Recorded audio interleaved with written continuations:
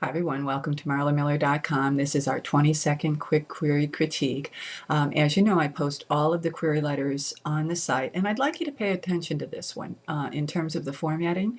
I post them exactly how they're sent to me, and this one in particular we'll chat about after I critique this query letter, which is fiction. Okay, here we go. Dear Blank, I have just completed the Scollay Square Detective Agency, a private eye mystery set in Boston, 1951.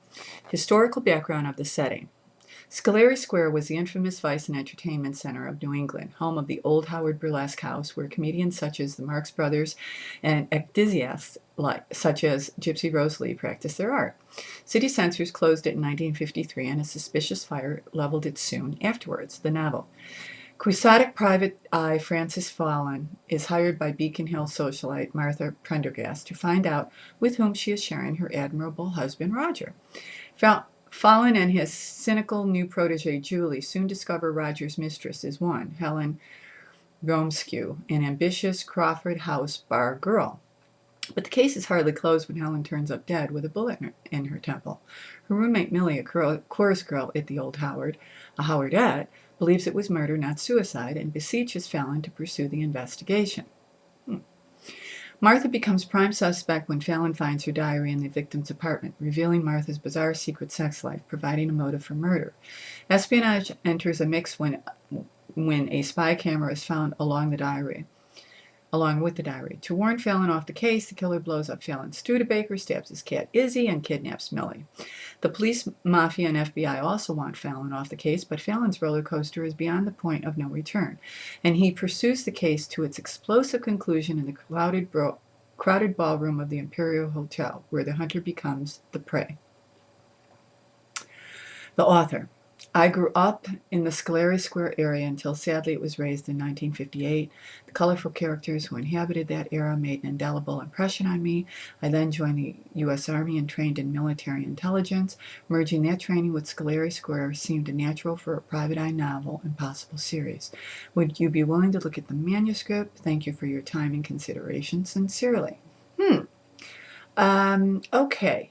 So, quixotic private eye. Okay, so Frances Fallon.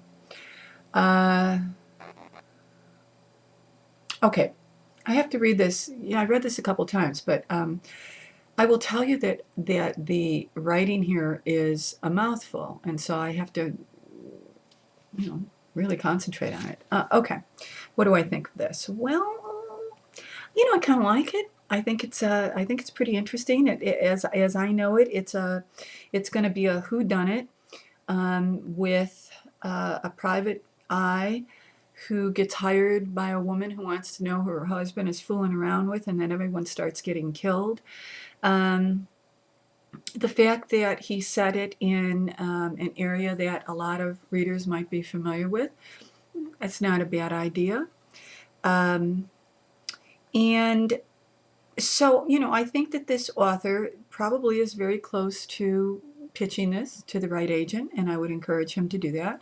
However, if you look at the format of this query letter, and I would like you to, you will see that what he has done is he's broken it all up into sections. So he has a section called historical background of the setting, then a section called the novel, then a section the author. Okay, now here's what's interesting. I kind of like this query letter. I think it's fairly, it's a story that I might be invested in. I love whodunits. And so I would think that some agent out there might be interested as well. However, when you pitch a query letter and anything about that query letter stands out, the agent or the agent's intern or the agent assistant, who usually is the first one to see it, may have a mandate from the agent that if it doesn't look like it fits the form, just, put it aside. They might have that. I mean, if this agent is very busy, and I'm not quite sure that agents are as busy as they used to be, but they all say that they are. But that's another blog, probably. But given that they're busy, you don't want to put anything in a query letter that's going to make them dismiss it without reading it. So I would encourage this author to go back and recraft this so that it fits into a business letter format and doesn't have bolded subheadings that run throughout it. That might be good for pitching a treatment in Hollywood, but it's not appropriate for pitching query letters. And so I would get rid of anything on your query letter that would make it be tossable, and with maybe just a little bit of tweaking of the summary of this story. I would go ahead and look for agents that are representing this kind of fiction, and I would go ahead and pitch to them. Kind of like it. Would love to hear what any of you have to say, and of course you can always do that in the comments section at marlamiller.com. And until the next one, be well and keep writing.